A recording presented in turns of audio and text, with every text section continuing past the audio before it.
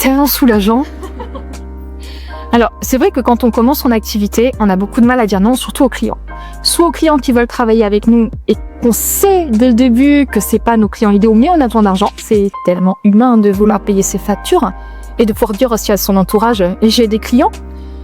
En fait, quand on prend des clients qui sont pas en alignement avec nous, on va s'user psychologiquement, on va s'user émotionnellement, on va être obligé d'écouter aussi des gens qui n'ont pas forcément la même façon de fonctionner que nous, et ça c'est évident.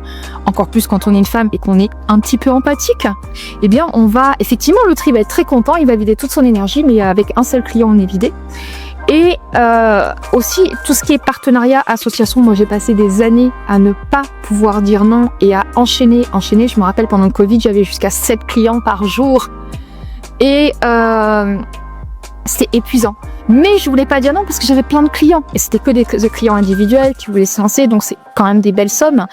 On peut pas dire non, même si derrière il y a une belle transformation, il y a des beaux résultats. Donc à un moment, il faut vraiment dire non quand on voit que c'est pas nos clients idéaux. Je me rappelle, j'ai un monsieur qui m'avait contacté et qui m'avait dit « Oui, Izzy, j'adore ton énergie, j'adore ce que tu fais. J'ai acheté comme toi le programme de telle personne. » Donc c'est un programme dans l'immobilier, donc je vais pas vous dire qui. Moi, je suis d'origine, je crois qu'il était argentin ou brésilien.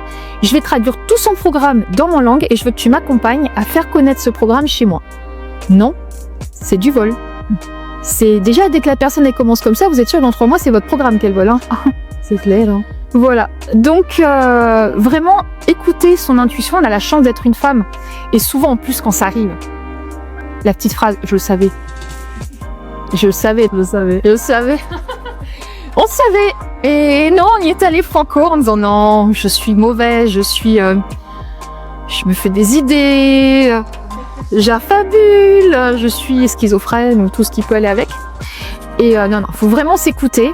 Et même si on a un doute, moi j'ai failli il y a 3-4 semaines accepter un monsieur qui voulait rejoindre mon programme l'incubateur où il y a que des femmes qui lancent leur activité. Et il a insisté, il m'a envoyé des messages WhatsApp, des machins, des trucs.